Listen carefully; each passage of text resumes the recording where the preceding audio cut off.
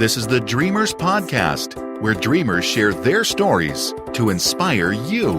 Now, join host Joe Pardo as he interviews a dreamer who's living their dreams.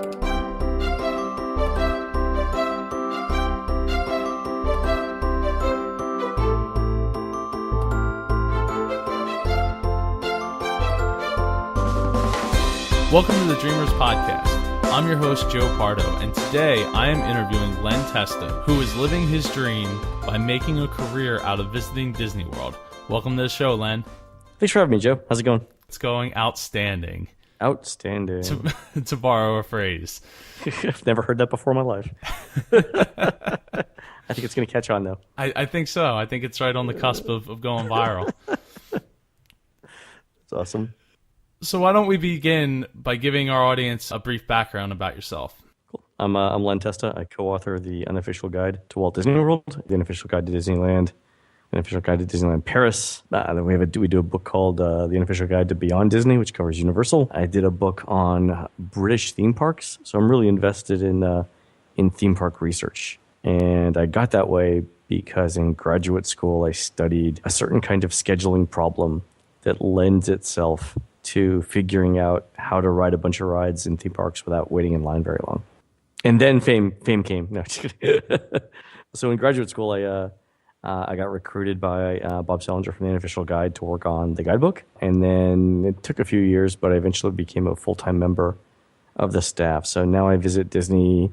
I visit a Disney theme park roughly every 6 weeks. I've got a staff of people who do nothing but work in the parks every day, looking for things like, what's changed or what's new on menus and things like that. We run a website called touringplans.com in addition to the guidebooks, and we try and make people's vacations as good as we can. So it's really actually kind of edifying. It really makes you feel good at sort of at the end of the day or at the end of the year to look back and see how many people you've helped have a good vacation at a Disney theme park. And it's really good, of course, because I really like Disney theme parks and I want other people to like them too. So yeah, it's a good thing. It's a good feeling.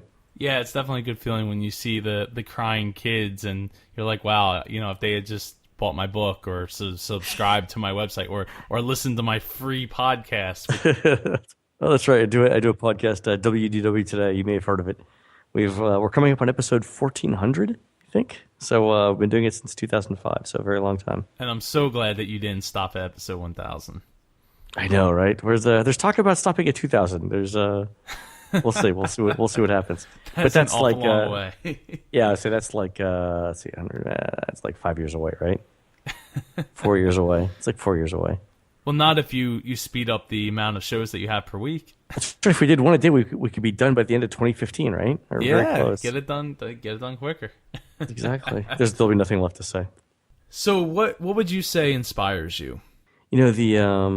The thing I think that keeps us going every day, fundamentally, everybody at the Unofficial Guide loves Disney theme parks, and first and foremost, we want to make sure that people who go to Disney World get the best possible experience they can. I mean, we know it's going to be hot, we know it's going to be expensive, we know it's going to be crowded, but even then, there are parts of the parks that are still, really inspirational and really sort of the best themed entertainment that you can find, in the United States, if not the world.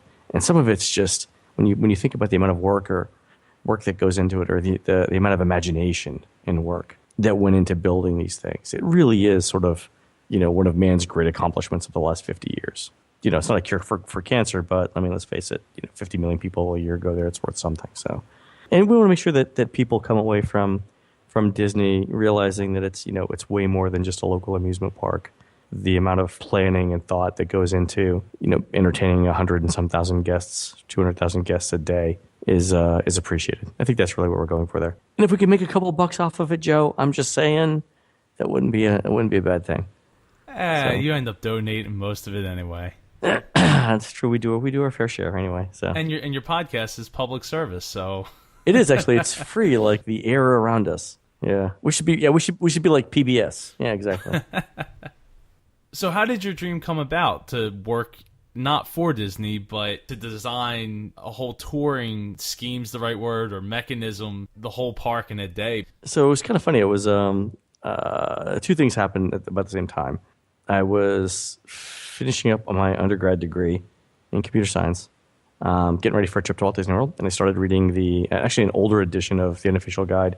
So I think I was going in like 97, but I was reading the 95 Unofficial Guide to Walt Disney World. And I was reading the book cover to cover, and there were some tips in there that I have a twin sister, and she and I would go, every couple of months we would drive down from North Carolina to Orlando. It was one of those things where, you finish work at 5 o'clock, hop in the car, drive all night, get to the parks by 6 a.m., play all day Saturday, half a day Sunday, and then start driving for home noon on Sunday to be back at work at, Monday morning. So I was reading the 95 guide, and, I thought that there were some tips that my sister and I had come up with over the years that we could include in the book. And I thought, I could actually contribute something meaningful to this book. But I think the big catalyst was, we took this trip, my sister and I, between my senior year in college and my first year as an undergrad student. Do you remember when the line for Great Movie Ride used to extend out down towards Animation Courtyard? I before think the palm trees. I vaguely, because I would be pretty young when that was happening, but I was there like almost every year after that opened. So we're standing out there in the sun, and it's just beating down on us, man. And it's just hot. We're there for like 2 hours for Great Movie Ride, and I'm thinking to myself, halfway through this thing, I'm like, there's got to be a better way that to do this. Where if I could come up with a computer program, where you tell it what you want to ride, and it figures out based on the wait times, how to minimize your wait in line to get you to everything you want to do. I thought that would be really useful. So when I started graduate school, I told my advisors about this idea, and they made me go to the library. Remember libraries? Vaguely. Yeah, right. So they made me go to the library and do what's called a literature search, where you look up other people who have tried to solve similar problems. And the funny thing was, I spent about 2 days just trying to figure out what the thing is called. Right. So imagine you've got a problem, right? But you don't know what other people call it, and you don't have access to Google. You don't, right? This is pre-Google, right? So this is like, what do you? So I'm actually using the card catalog, and what I think Gopher was the thing before the World Wide Web. Once the internet was all connected, I'm trying to type in all the things I can think of, all the different terms I can think of, like scheduling problem and stuff like that. And it took me, I think, on like the afternoon of the second day of trying to search it, I found out what the name of the problem actually is. It's called a time-dependent traveling salesman problem. And then once I had the name of it, obviously, then I can start looking up, research papers that are based on it. But yeah, it took me 2 days to figure out what the damn thing was called. So that was a major thing there. But the interesting thing was, so I've made 2 significant contributions to this field, and that's it. I'm not, it's not like a revolutionary things, but I've done 2 things I think really well. One is that when I first started looking at this problem, I realized that it's the same kind of problem that people who deliver packages for a living have to solve every day. So if you're like a delivery truck driver, like UPS or FedEx or post office guy, right? It's not so much how long it takes you, how far you drive every day. It's how long it takes you to drive. And what we're talking there is traffic, right? You might need to go from like one end of Philadelphia to the other to deliver a package, right? And the time that it takes you to do that is going to be vastly different at 2 o'clock in the morning versus 5 p.m. on like a Friday, right? Because there's traffic, right? So you got to take into account traffic. The distance is the same, but the time that it takes you is going to be different because of traffic. And so the first big thing that I came up with was that this is actually an instance of a vehicle routing problem, it's called, but it's a special case of it. So what I ended up doing for my thesis is to work with scientists at UPS who had studied the problem to come up with a starts of some solutions. So that was like the one thing. Otherwise, I would have gone down a completely different path in trying to solve the problem. But the other thing that was interesting was when I talked to Bob, he was working with some guys at MIT on how to do touring plans. And they had taken the approach, they had looked at the problem of minimizing your wait in lines as if they were running Disney World, like from a management perspective. So the way that they solved this, they had to know things like how many logs were floating on Splash Mountain, how many cars were running on Space Mountain, how many people were staffed, how long people were willing to wait in line, just a whole bunch of things. The results that they got, the touring plans that they got were really, really dependent on this whole set of assumptions that they made about all those other things, like how fast the water was flowing in Splash Mountain, how many people were in line, how many logs were going, stuff like that. And it's It's just this enormously complicated model. But it worked, right? I mean, Bob at the time was saving 3.5 hours in line per day on a busy day at the Magic Kingdom. So clearly he's doing something right. Yeah, it's got to get you in the ballpark. That doesn't even take into account when they stop the ride because of people with special needs to get on and off, where they can't keep the Haunted Mansion running. They have to stop. They literally had to stop the ride. So it's a continuous loader. Yeah, so done a lot of really good things, like figuring out. At that point, he had already figured out like how long it takes on average to get across the rivers of America on the raft to get to Tom Sawyer Island, 7.5 minutes. So there's a lot of research had gone into that. And then when I started looking at the problem, I started looking at, frankly, all the math that was going to be involved in me trying to replicate that. And I'm just not that good at math. I mean, I'm really good at computer science. I'm not at all good at math. So I'm looking at this going, my God, there's got to be a better way. And it turns out there is. So we approached the problem not from the perspective of somebody who's running the theme park, but from somebody who's visiting the theme park. So from the consumer perspective. And if you're a consumer, right, if you're just a guest in the theme park, really the only thing that you have to go by that tells you like how the ride is running is the wait time, right? You don't know how many cars there are running in Space Mountain. You don't know how many people are staffing it.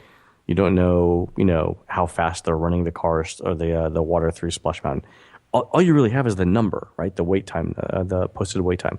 It turns out that's actually all you need, because that is a pretty fair encapsulation or a pretty fair representation of everything else that's going on behind the scenes. Right, just to interject, Disney as a full entity probably doesn't even know how many cars there are at any given time, because one could be broken or something like that. So what they're utilizing is that card system where they give it to somebody when they first get in line, and then they hand it off to somebody when they get onto the ride. Yeah, it's called the Flick card system, those little red cards, right? Yep. Yeah, so that's true. The other interesting thing, by the way, just a little, sort of like a little side thing, you've used the My Disney Experience app, right? I have used it. Cool. So on the the My Disney Experience app shows the posted wait time on all the rides, right? It's reasonably accurate. Sometimes it's off by 15 minutes, but or sometimes it's like delayed like 15 minutes, like it's a stock quote or something. But did you know that in the app they actually the Disney's computers actually transmit to your phone not only the posted wait time but the actual wait times? They just don't display it in the app. Really? No, I did not know that. Yeah, so it's there. It's there's a bunch of things in there. It'll tell you whether the attraction is closed, whether it accepts FastPass, the latitude and longitude of the attraction, a whole host of stuff that's behind the scenes. So there's a ton of data that's getting transmitted in the My Disney Experience app. Only a tiny fraction of which is actually displayed to you. And the reason why I think that they send it out is essentially it's the same feed that Disney's management is using to manage the park. So, the managers probably have a completely different view of the data. They probably have a view of everything, whereas you get only a little bit of the view, but from behind the scenes, there's only one data feed that shows everything. It's what we call the single version of truth, right? If there were two different data feeds, one for users or one for guests and one for management, it's possible that over time they could be different, but by having only one feed that everyone gets the same version of the truth. Yeah. No, that makes perfect sense, because then they don't have to worry about doing two feeds. Yeah, or updating two things at once. Yeah, exactly. Yeah, so there's one feed, one system. Yeah. Yeah, so the interesting thing is it's how we know that Disney artificially inflates the wait times at attractions every once in a while to get people to do something else. So there were times over Christmas where Space Mountain had a 200-minute posted wait, but the actual wait time was like 45 minutes. And what Disney was trying to do was to push people off out of Tomorrowland and make them go somewhere else. It was a signal that they were using. Wow, that seems pretty sneaky. It's a complicated thing. But what else are they going to do, right? They can have a cast member out there that says, yeah, I know the actual wait time is only 48, 49 minutes, but don't do this. Go ride the Jungle Cruise. I mean, that's not going to work, right? So, well, in Anna and Elsa's case, they just put a 4-hour wait time. Oh, man, I actually waited. So my daughter and I in Disneyland waited 4.5 hours to meet them, and they were super nice, by the way. Totally worth it. I don't know about totally worth it, but it was worth it anyway. 4 hours. I mean, I don't know. I couldn't recommend that to anybody that's paying the price to get in the park to wait 4 hours. Yeah, I mean, if it's your only trip it's your only trip to Disney World, for 5 years or whatever, it's a special event. I wouldn't recommend blowing a third of your day on that. If you're there fairly often, it is a pretty nice meet and greet, and they lavish you with attention. You get like a minute or two just by yourself. I actually when I met Rapunzel the first time, Laurel and I met Rapunzel. I ran out of things to say. It was Rapunzel and Snow White. I was like, I think I ended up complimenting Snow White for having dwarfs, which is sort of an awkward conversation. I know, right? Awkward. Yeah, I'm not good on blind dates.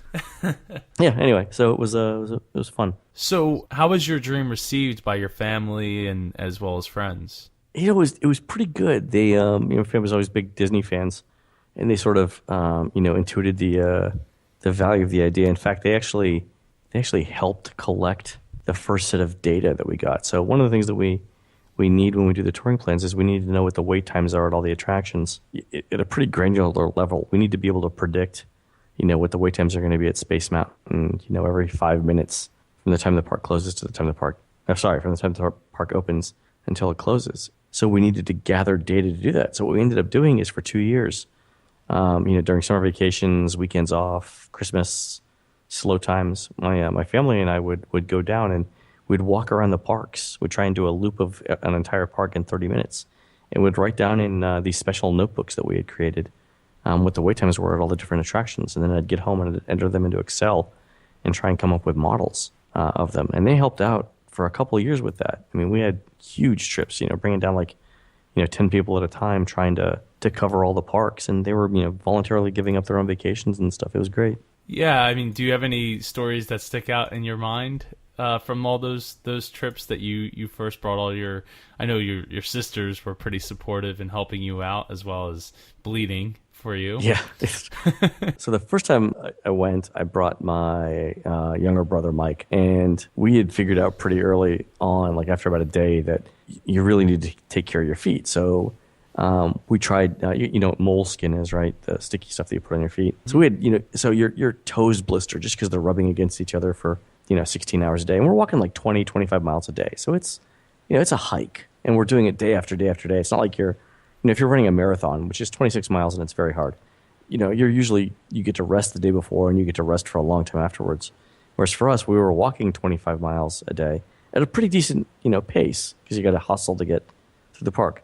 But we were doing it for 4 or 5 days at a time. So we're walking 100 miles over 4 days. And, between your toes start to blister, your heels start to blister, all your feet, you start to chafe in places you shouldn't be chafing. So my brother and I figured out that if we put duct tape on our feet, duct tape sticks like nothing, man. Duct tape really sticks. If you put that on the bottom of your feet, it'll pretty much be there all day and you'll never blister because your socks rub up against the duct tape and not your skin. And the other thing is we shifted away from cotton socks pretty much immediately. We started going with moisture wicking nylon socks because they don't rub. We're taking Advil we're popping Advil like it's candy just to try and get through this. And we realized that the animal kingdom is just brutal because how the pavement is uneven, right? Because it's supposed to look like natural trails. It does a number on your knees and your ankles if you're doing 25 miles a day inside the park. It is painful. So anyway, my brother and I figured this out. And for the next time we come down, my twin sister Linda is going to be there with us, and my younger sister Christina as well. And this time I'm prepared for them. I give them each a roll of duct tape. I give them each their own huge bottle of Advil. I give them sunscreen and everything that they need. But here's a quick tip for anyone listening. If your first day on the job, your boss gives you painkillers, think really hard about what it is you're about to do, right? Because something's up, right? So my sister goes out and, we're all wearing running shoes, high impact running shoes with really thick, cushiony soles that breathe and stuff. And Linda's out there and she brings her Mickey Mouse sandals, her flip-flops, because they're cute. Okay. And so I tell her, I'm like, I wouldn't wear those. It's 25 miles, you should put something on your feet. So at the end of the first day, she's worn these flip-flops and her feet are just blistered and it looks painful. The second day, she wears a slightly different set of flip-flops, but still, she's not wearing the right shoes. The third day, she's pretty much, like your grandparents would creak every time they walk, where they would go like, ooh, ooh, ooh, ooh. That's Linda. Literally every single time she's walking. Then by the fourth day, you could tell that Linda's, struggling to walk. Finally, on the fifth day, she was at the Animal Kingdom. And she said she just couldn't go on. And she said she was coming back to Epcot. And it turned out she actually couldn't walk out of the Animal Kingdom. They had to take her out in a wheelchair. And so she arrived at Epcot in a wheelchair. And that was it for the day. But her feet had swollen up to the size of, like a whole tenderloin looks like? How thick a whole tenderloin side of beef thing looks like? Yes. It's swollen up like that, like the size of like a salmon. I mean, just big and purple, like the color of dried beef. They weren't flesh tone anymore. It was purple and swollen. So she eventually lost all of her toenails in both feet. But summer was coming up, so she actually painted the dead skin on her toes to look like toenails so she could go to the beach and stuff. After that, she sort of stopped volunteering, and the rest of us sort of sallied forth. But it was she learned that it was a serious thing. The other thing that was really cool was the first time we went to do data collection in the Magic Kingdom, we had like 6 or 8 people. And my idea at the time was that everyone was going to work for 2-hour shifts. So like over the course of a 16-hour day, everyone would work 2 shifts. So you would work 2 hours, then you'd be off for 4 hours, then you'd work 2 more, then you'd be off for 4 hours. And what it turns out was everyone hated that schedule. Everyone would much rather work 3 straight days, like have 2 people do nothing but the Magic Kingdom for an entire day, which was brutal, right? But then they would work Epcot the next day, then they would work the studios, then they would give them a day off, then they'd work the Animal Kingdom.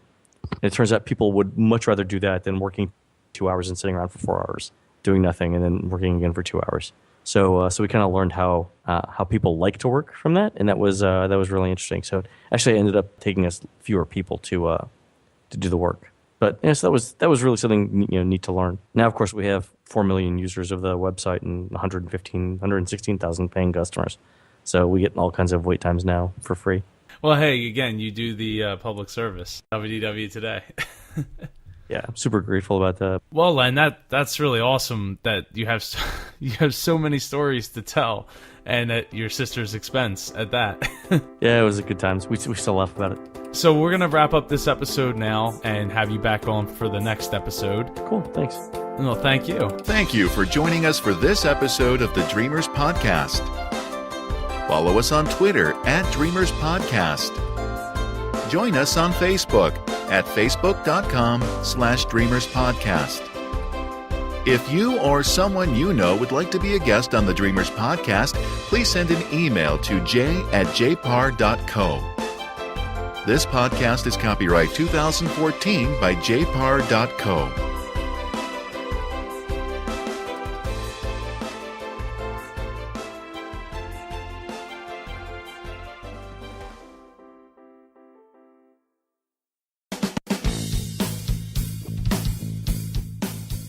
Have you ever wanted to share something with someone just because? Well, we do, a lot. So we started a podcast about, well, whatever we want. My name is Joyce. And I'm her lovely husband, Al. Well, you know what I mean. Hey, it's me, Al. Listen, I'm hijacking the Just Because podcast to start a new series all about the wonderful world of voice acting. Each episode, I'll have a professional voice actor on and ask them some serious, hard-hitting questions to get to the bottom of this world. If you've ever wanted to know about the inner workings of this magical and mystical business, tune into Just Because, inside the voiceover studio. Tune in at justbecausepodcast.com and on iTunes.